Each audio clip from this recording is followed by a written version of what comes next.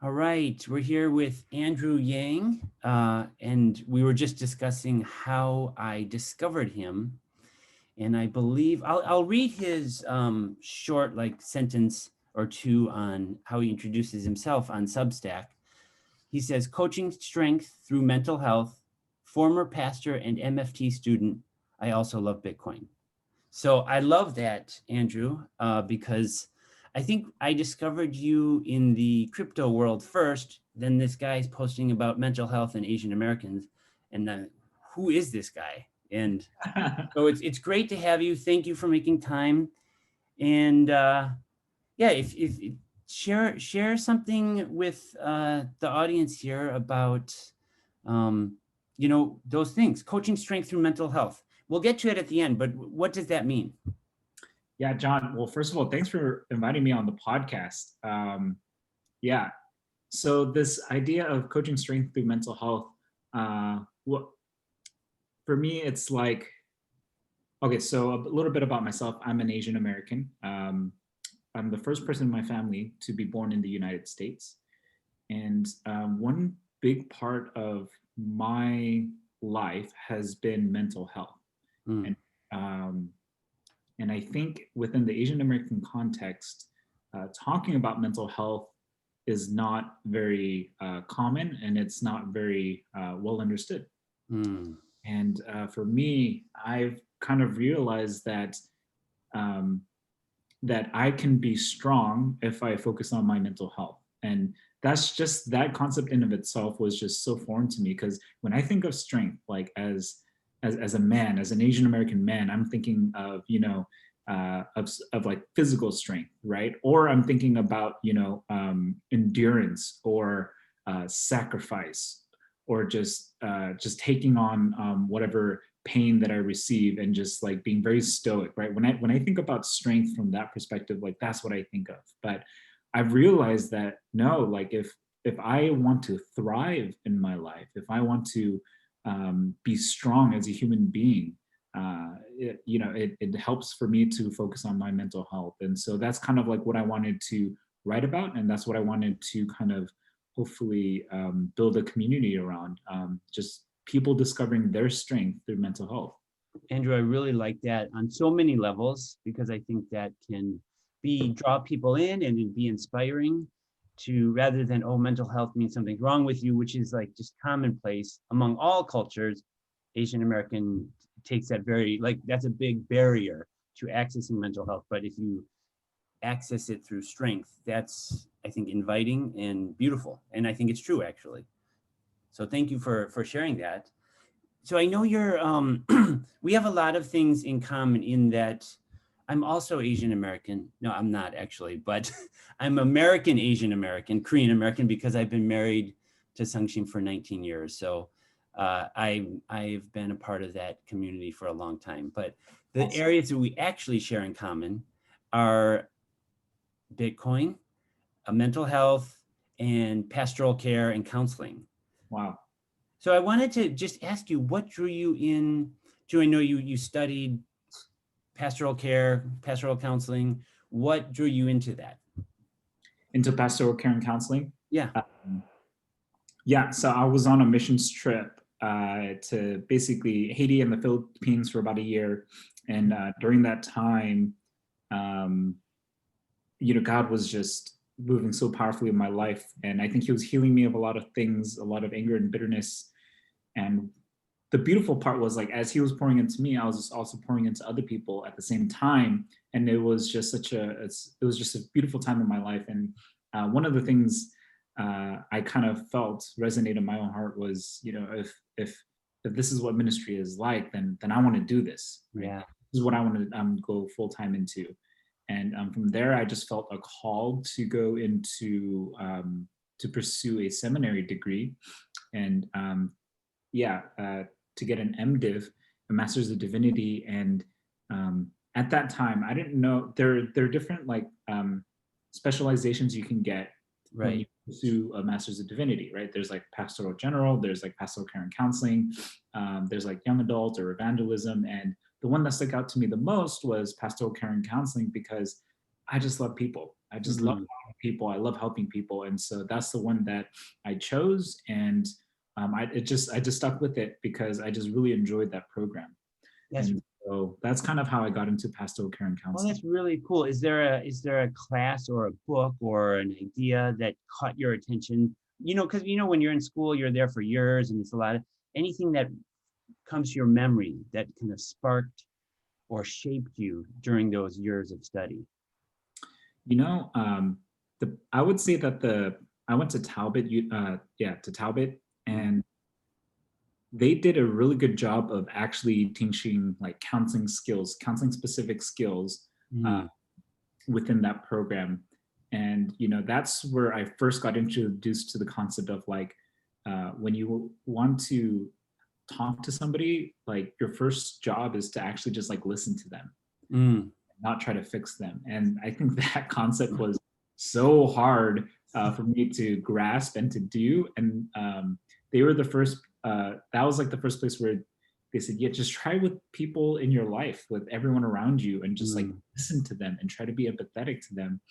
And yeah, that's what really, really first drew my eye to counseling and therapy and mental health. That mental shift of, oh, I want to provide value. I want to and I fix them, and that will be valuable.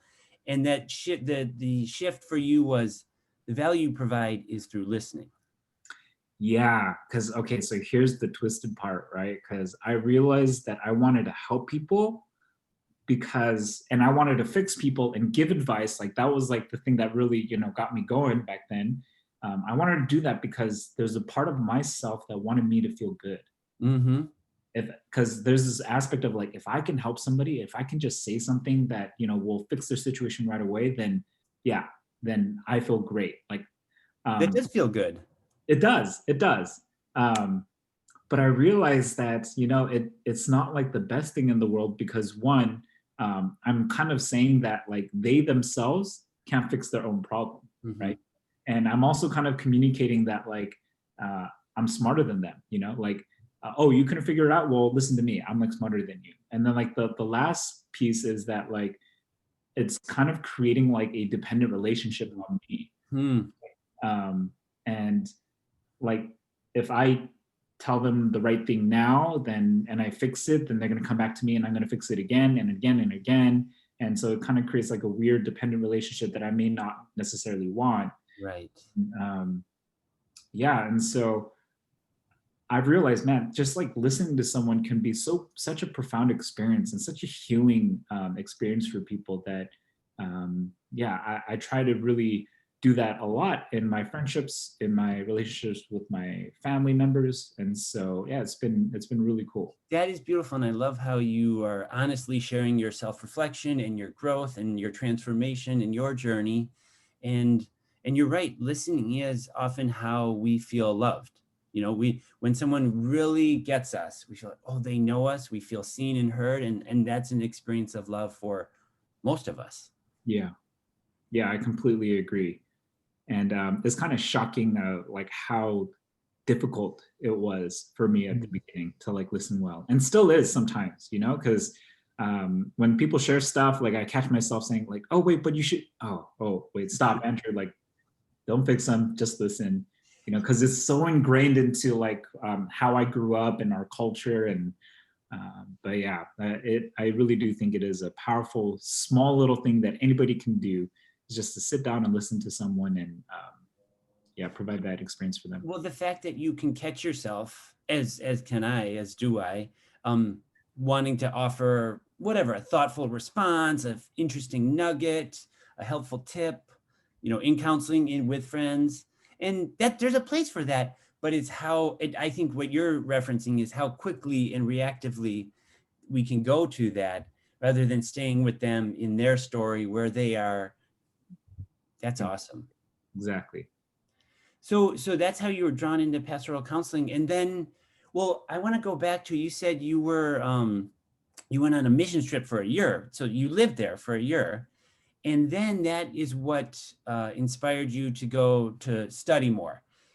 Interesting point of connection is Sangshim has a similar experience. She grew up in Korea, she went to the Philippines for a year, and that's when she discovered, oh, I want to learn more and study more about counseling. So it was a little more, so a year in the Philippines, an island nation, and Wow. then she studies counseling. So Do you know what part of the Philippines she went to? Was it the north, the south? the warm part. Warm part. Okay. It's all pretty warm. So Yeah. no, I don't remember, but I do know that occasionally they would go on a retreat at a beautiful beach. That's all I know. I think she was in Manila. I think she was in Manila. Okay. Okay. Yeah. You know, I went to Davao, and that's like the southern part of the Philippines. Okay. Very cool. She went there though. Yep. So she lived there for a year, and then that's where God and her interacted about going and studying counseling. So just Crazy. another interesting, fun. I love those little points of connection, and just they give me energy. Yeah. So that's why I just wanted to share that with you and our audience. So it's we build, and we're brothers in many more ways than we even realize. So thank you. And then you entered you were a formal pastor. Yeah. And Yeah. so I want to ask you two questions, and then you can answer in the order, but what did you enjoy about being a pastor? And then what do you enjoy about being a former pastor? Yeah. What I loved about being a pastor, like first and foremost, was just like the opportunity to just study God's word in depth every week, Mm, preaching every Sunday. And it required me to dig into scripture, like look at commentaries, look at the historical context, the Greek and the Hebrew behind it, and just really think deeply about like mm. the message that I felt like God was trying to communicate and how I can package that well. And that whole process was just wonderful.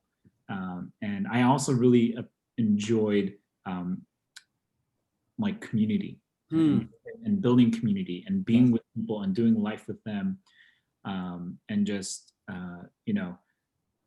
yeah, providing quote unquote pastoral counseling to them, right? Yeah, And right. You had yeah, the people you traveled and journeyed with that you could provide care and support and counseling. So that's awesome. And that you were part of your job was to study in depth. So when you're studying, you experience like nuggets of wisdom and truth and that are drawn out. So and how long did you do that for? I would say like maybe a period of like 5 to 6 years. Gotcha. Yes. And so then now you're not doing that. You are, so what are you doing now? And what do you enjoy about um, your you're not a pastor anymore, but I'm sure you're pastoral. That just continues with you. Yeah, so what I do now is I work as a client advisor at a Bitcoin company called Casa. And Casa is a company where we help people keep their Bitcoin safe. And so what people don't may not know about Bitcoin is you can buy and sell at an exchange like Coinbase or Gemini, or even like through yeah through you can buy it through like GBT through Fidelity or something, but you can withdraw that Bitcoin into your own wallet. And so our job is to make sure you do it in a way that is safe, that you do it in a way where it puts like the least risk on you and that you won't lose your Bitcoin in any way. And so that's kind of what I do now. And then, yeah, what was the second question that you had? Well, first, just let me tell you how like I'm smiling so big because I never knew it would just naturally work where I'm talking to pastoral counselor, talking about mental health, who knows what they're doing and thinking about Bitcoin and cryptocurrency in that whole sphere. Like, is this for real, God? Are you messing with me? Like, actually, Andrew knows these worlds. So like, I just have a big smile and it makes me happy because I want to introduce people to Wow. this space. Yeah. It's like a hobby of mine. I mean, it's my personal learning, but because I think it is how the financial and financial and how we will transact in life. It's the future and it's here, but it will be really big. And I just want my people and the people I love and people who are open to learn about it. And so I'm super excited and happy that you're sharing in a way that seems like, oh, they Andrew knows about this and he seems like a good guy, a good man with integrity. So, oh, Bitcoin's not crazy. And it's, all those things. I think we're beyond that, but still people are leery about it. So super Yeah, happy. like a year or two ago, if I had to talk to somebody about Bitcoin, then they would have been like, huh? What is that? Are you crazy? And now, by now, like by and large, most people I talk to have heard about it. So like we've talked about mainstream adoption about Bitcoin for a long time, and I feel like it's finally here. And Finally here. yeah, and there's been like crazy huge announcements. Like there's a publicly traded company called MicroStrategy, and Oh they yeah. bought Bitcoin and added that to their balance sheet, which is insane.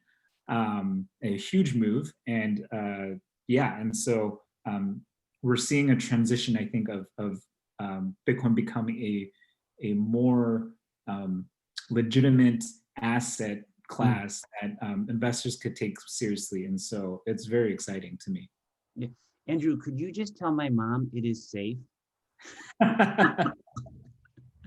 Yeah, you know what? Like our service at Casa would be perfect for her because like even my parents, they have it's really hard for them to handle technology and stuff. And so like, we would like sit down with them, talk them through, this is what you need to do, this is how you keep it safe, this is the things that you got to be careful of. And yeah, so I'll tell her.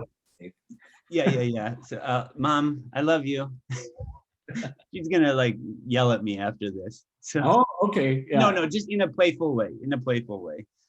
But yeah, and then I even think of Bitcoin as just a stand-in. I mean, it is legitimate, but also there's so much other technology behind Bitcoin and all those other like Ethereum and other technologies that will be tokens in a part of the future that is so exciting for me. And it gives an opportunity for the little guy to enter that realm with a little risk and potential gains. And I'm looking out for the little guy, the little gal, and I think it's great. So it's just really fun to be able to talk about God and spirituality and mental health and Bitcoin all in one conversation with one human being. I'm happy. So how did you find this job and how's it going? Yeah. So I've just been super active in the Bitcoin community for several years. And I've hosted like a hackathon, an online hackathon. I've written several articles and developed a decent like presence on Twitter at eCurrency Hodler. And eventually I reached out to somebody because I saw a job opportunity at a Bitcoin startup. And this was River Financial, and just had an interview with them and did marketing for them for about a year. Okay. And after that ended in April. And then after that, I was a research intern at a blockchain venture capital blockchain capital fund for a couple of months. And then I saw this other opportunity at Casa, and I applied, and I already knew the team, and it was like a super fast interview process, about a week. And yeah, they made me the offer sheet the week after. And so that's how I ended up being a client advisor for them. Very cool. And I checked it out and it looks great. Like I think, oh wow, it looks like a good company, and recognize some of the names, and that's awesome. Yeah, they've been around for a couple of years, and I'm very excited to join them. That's really cool. And so now, like you were a full-time pastor before, and then I'm just curious how that transition has been for you, with the pastoral heart. What are some of the benefits of having that pastoral heart but not being a pastor, and that you appreciate? And then how do you like your life now as a former pastor? Yeah, such a good question, John. So here's one thing. To be honest, while I was a pastor, I felt very comfortable spiritually. And so when I'm comfortable, it means one of two things, I think. One, that I'm in a bubble, right? Mm. Right, a Christian bubble, and I'm not talking to non-Christians. Or two, that like I'm just not putting myself in a position, or I'm not taking evangelism seriously, right? It's one of those two things.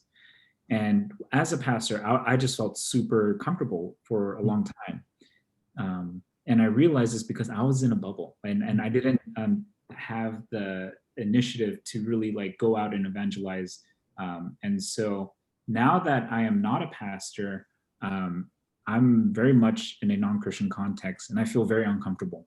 Mm, Yeah, and in a good way, because I yeah, feel so challenged. yeah. And I host a monthly Bitcoin meetup, and I've had several opportunities to talk about God with people who I would never would have as a pastor.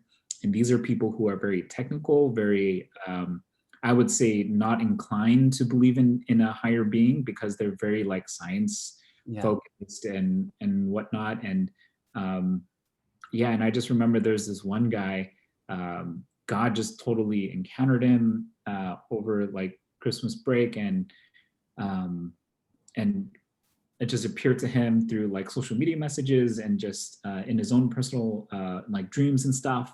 Wow.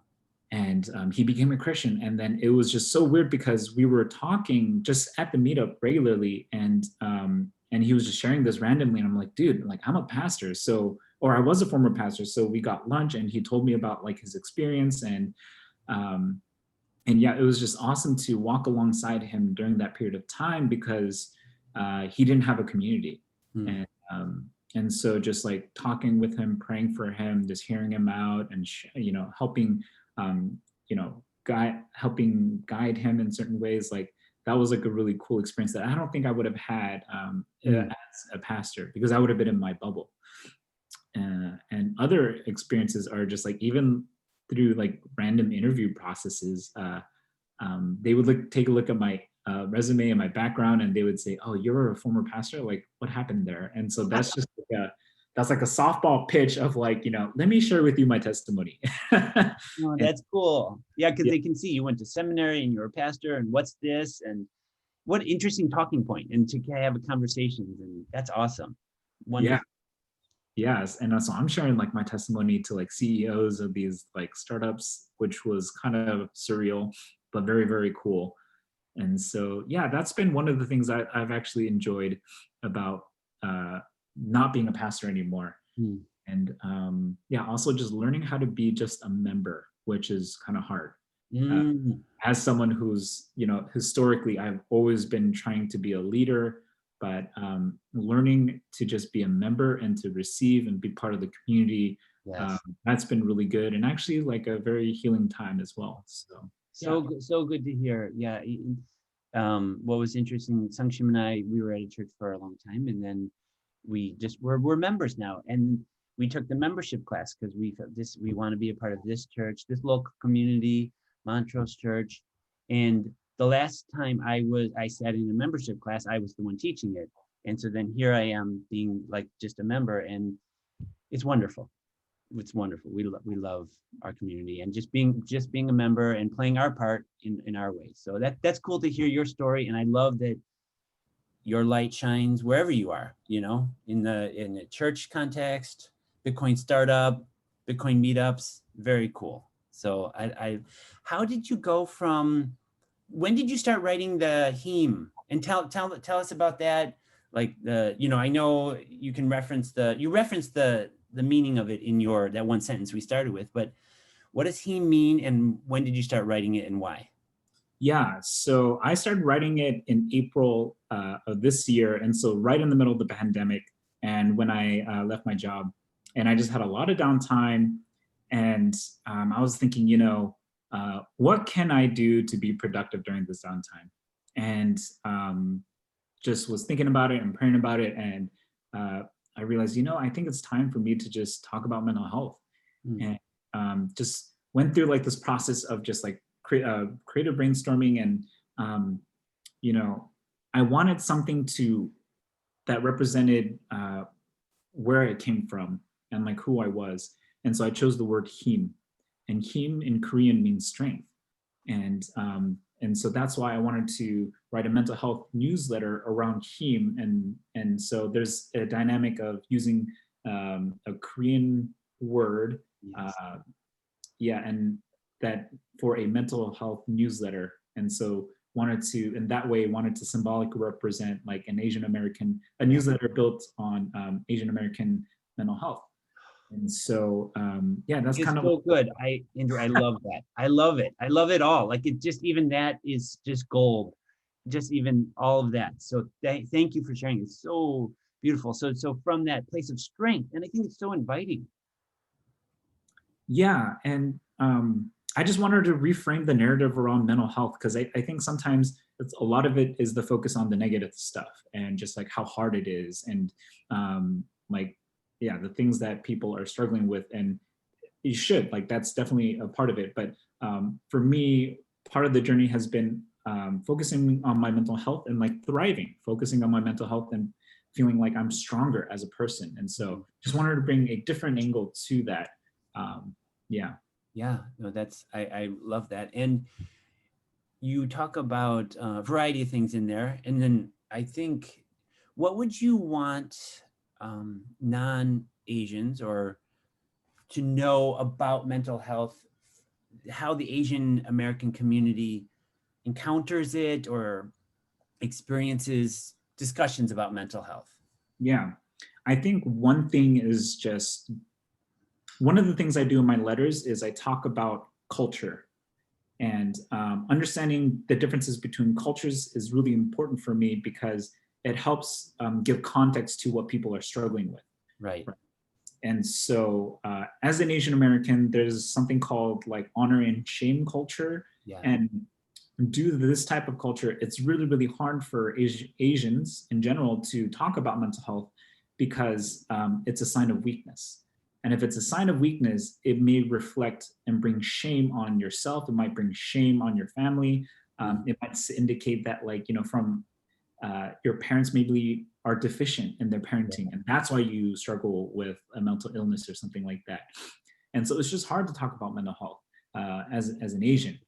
And so I think understanding culture and the context of which a person grows up in is important.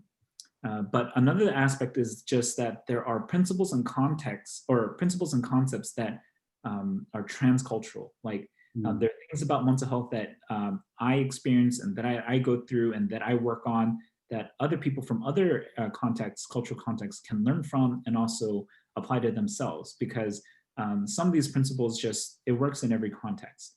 And so I would say, even though it is geared towards Asian Americans, I think it could be helpful for, yeah, even if you're not, one, because it gives you insight into how an Asian American thinks, but also, yeah, in some of the mental health principles that I talk about and how it could pertain to you in your cultural context as well.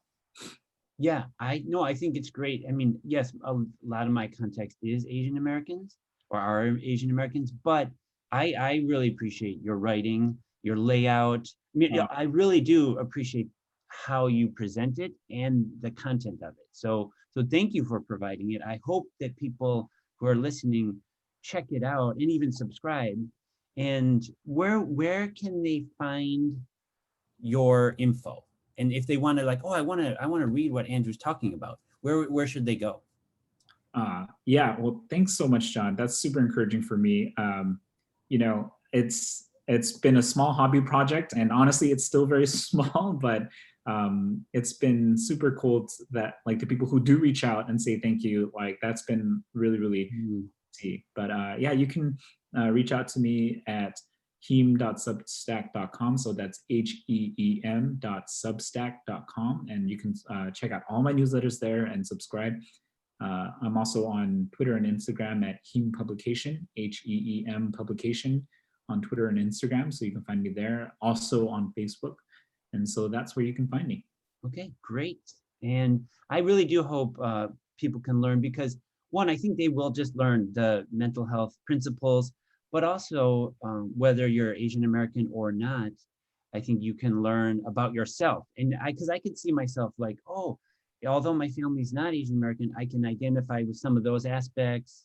You know, you have a good article about the superpower of Nunchi.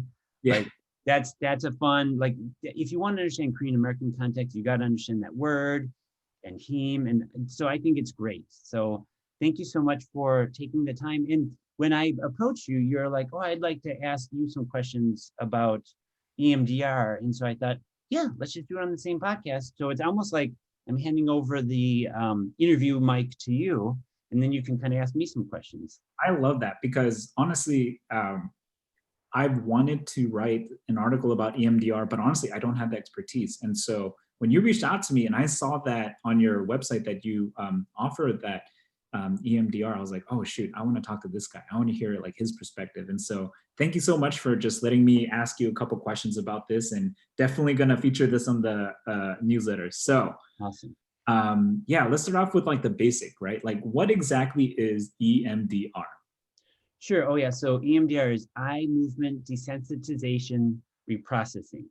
And that comes from Francine Shapiro. And she's a therapist who did research. And if she could rename it, she would just name it reprocessing or something around that. But because the research started with EMD, it has this long name, which basically just people use the acronym EMDR. And it references how she learned about it, which is the eye movement. She was taking a walk in the park, and I wrote it down, 1987, she took the walk in the park. Her research came later. She was thinking about something upsetting, and she noticed her eyes were moving back and forth. And after that, she felt like the distress was less. And so she's like, what? She just was curious. So I tell this story because it is the origin of EMDR, but it's also fascinating as you're going on your everyday life. Who knows, maybe you'll discover something that is a powerful part of how we function as human beings. So she just realized, oh, wow, when her eyes moved back and forth, the distress of the experience or the emotions went down. So fascinating to me. Wow. Okay. So could you just like briefly describe what a session might look like? Because it seems a little like magic or yeah, different. It's not normal or a typical experience, I think. Right, because it's more than simply listening and offering, like, of course, that's the core foundation. Good listening, good empathy. Yeah. That's a component of it. And there might be a few sessions before you get to EMDR. Some people get to it to the first session. Some people, maybe you got to listen, take some history. Yeah. There are 8 phases, of which I won't name all of them, but you can Google it. Yeah. But it would be listening. It would be identifying maybe a specific memory that is distressing, is painful, is upsetting. And it could be as big as like a major kind of trauma that people think of, a car accident or some physical abuse or something like that. It could be that, or even more subtle and smaller, like being left out or being yelled at, which is like we've all been yelled at. So it could be that, and that's not emotionally small, but it's like what we normally think of as small because like, oh, we've all been yelled at. So Yeah. in a sense, we all have some trauma to deal with, because the way like Peter Levine and Stephen Porges talk about trauma, I think I want to name this so that we know how EMDR functions. Peter Levine talks about trauma as going through something painful without a compassionate witness, and which we all have experienced. Yeah. I mean, under that definition, there's a lot of trauma. There is. There absolutely is. And Stephen Porges, and I'm referencing, these are therapists. Stephen Porges says trauma is a chronic disruption of connection. So it's that prevalent. And so we all, I mean, in a sense, I think most people could benefit from some EMDR. Yes. But usually people come when there's enough distress. So we'll zero in, we'll make sure we're grounded, we're in a good place, so we can return to that. So that's really important to the therapist and the client, that you're here and now, you're grounded, you feel strong enough, and then you go back to the painful memory that's guided by the therapist. So the therapist is the guide or the shepherd or the pastor to that, and stays in tune with them. And what's Francine found through her own experience is eye movement back and forth that is guided by you. There's a light bar that some therapists use. Some therapists use their finger or like a pen. Some use audio, and then just the audio goes back and forth, just a simple beep. Some use tapping on the knees or the hands. You could even do a little bit by yourself, like a butterfly hug, where you give yourself a hug and tap on your shoulders left and right. Mm. These are things you could do when you're feeling distress, but when it's guided by a professional, they know where to stop and pause and guide and redirect. And that's the quote unquote unusual part of, okay, you're feeling this distressful memory, and the therapist is having you do some eye movements periodically. And they don't last that long. We may do a number of sessions, but they last 10, 20, 30-ish, back and forth. Mhm. And then the therapist will just check in and say, what do you notice? Go with that. So what about that experience, right? Of the eye movements, of like the touching Mhm. and thinking about the traumatic experience. What about all of this formula? Like, why is it effective? Like, why does it work? Okay, we have some intelligent guesses and research. So it's one, it integrates the entire body and nervous system. So, left and right brain, our nervous system, different parts, the parasympathetic, the sympathetic. So it integrates the nervous system. That's one way we can understand it and look at it. And just to reference Dan Siegel, he says his one-word definition of mental health is integration. So when we integrate differentiated parts and link them together, that's how we move towards mental health. So this eye movement can help with that. And one kind of reference that I've heard people say is there are drugs that we give people or that we take, but the doctors, they just know that it works. They don't know the mechanism of how it works. And so I would say there are medications that all of us as a population are taking, but we don't know exactly how it works. So EMDR is like, we don't know exactly, there's theories out there. There's a adaptive information processing model that Francine talks about. So it integrates parts of memories and our nervous system that are disconnected that we reconnect, and the eye movement helps, or the touching on the bilateral alternating stimulation helps. So I would say the best way is it just integrates parts of us that are disconnected and we reintegrate it into our system. Yeah, and so when I did a little bit of research on EMDR when I was in counseling school, Mm. and one of the aspects that I think that works is that, okay, with trauma, um, it it tightens up your body and it kind of locks you down, right? Mhm. And it's really hard for you to re-experience that trauma. Right. What EMDR does is that as you go through that experience and as you're doing these eye movements and like this physical sensitization stuff, it almost desensitizes uh, Mm. the traumatic experience so that you can kind of dive into it more, and it allows you to experience it in a way that isn't so, where it doesn't lock you down and it's not so powerful. And I think that's also part of the process of like why it helps and why it works. Is that, would you Yes. hear it? Yes, Yeah. yes. So you get to be in touch with the pain of it. It will be upsetting for, like, and I would say in a session, the upsetting part is 10 to 20 minutes, maybe 30. I don't even think I've had many clients with 30 minutes. It's like, so 20 minutes of feeling distress, and it can be intense, but also it can just be mild or moderate, depends on the experience. Knowing that you have a compassionate witness with you, Mm. you are relationally connected to another human being, and these mechanisms help kind of be exposed to the painful memory. You're connected to another person, and they help facilitate that, like, fight or flight, so that you're not engaged in running or freezing. I mean, you might experience it, but then you're connected, and it softens that, like, reactivity. Right. And just for some context, when one of the ways that people process trauma or quote unquote get better from trauma is to kind of, like, one of the goals is to re-experience it in a way that doesn't lock you down. Yeah. And I think that's kind of a scary thought because it was such a painful experience for a lot of people. But I think that's why it's important to have a compassionate person next to you who will love you as you go through that experience. Yes. Because like your definition was, it's not without a compassionate witness, right? Right. But that passionate witness is there now who Yeah. will help you and love you while you go through that. And I think that's like key to this whole process. Yeah, and for people who believe in a higher power or believe in God or believe in Jesus, that can be accessed. I mean, sometimes trauma disconnects us from accessing that presence, but that's why another human being helps us access, oh, God is here. And then that can be actually a greater resource. There is something called post-traumatic growth, that our trauma extends our capacity too far. But then when we experience healing, we have increased capacity than before. So there is hope in when we get healing, we actually have more capacity.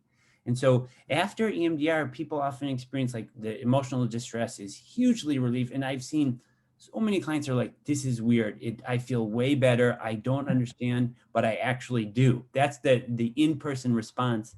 And then the negative beliefs about themselves or about the world, they shift and are transformed right in front of my eyes. So that's why one reason I do love that. Wow. And then their physiological experience is more calm. Right. Yeah, because trauma is not just mental, but it absolutely is physical too. You have a strong biological response to the memory. But okay, so another question I have is like, what situations, what context is EMDR useful for? So, you know, like a lot of research around like post-traumatic stress disorder, veterans, war, you know, rape, car accidents, like the big traumas that we all think about. Definitely those, especially like multiple experiences, single incidents, one like a car accident, those are like fairly readily taken care of. But all the big traumas are, and just regular old anxiety that we all experience. Phobias hugely helped, can be helped with depression, even chronic pain. So, I mean, and I'm just naming the ones that with research, therapists find ways of integrating it in kind of all aspects of life, but those are the big ones with the research. All right, and so one of my last questions is, does it always work? It is a magic pill and it heals everything. No, it's, you know, Love it. so obviously, you know, I'm joking. It is very effective. And then even it says 80% of trauma survivors have experienced no symptoms after 3 sessions. So that's specifically trauma survivors.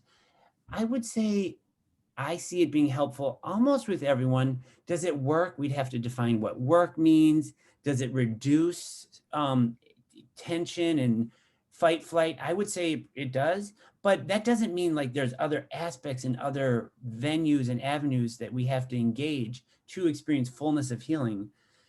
I would say it's been super helpful for all the clients that have used it, but it doesn't heal everything 100%, but one of the fastest ways of experiencing healing and building on your strength, or Asian American or men. These are sometimes people don't want to speak the content of the trauma. And with this, you don't need to. You don't actually need to. You just need to be able to report to the therapist, okay, I'm experiencing it, but you don't have to actually say it, which is a huge freedom for a lot of people. Yeah, that's a really good point. Especially with like an honor and shame culture, I can imagine someone saying like, yeah, I don't want to tell you what I'm going through. And so I can see that being super useful. And they don't need to. They just need to be in touch with it. And as long as there's a trusting relationship, like, okay, the client's actually there, you don't have to tell me the details. 100%, no need. That's crazy.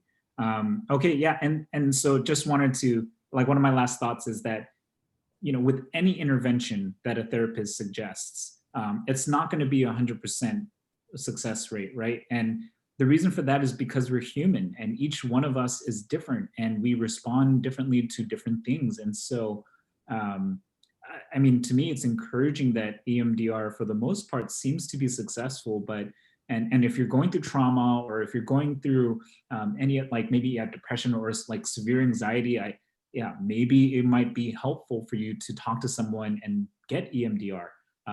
Treat that as an opportunity for you to better yourself or to get help. But if it doesn't work, I just want to encourage you and say, like, you know, it's okay. It's okay if it doesn't work, because it's not going to work for everybody. And so don't be discouraged. Don't think that something's wrong with you.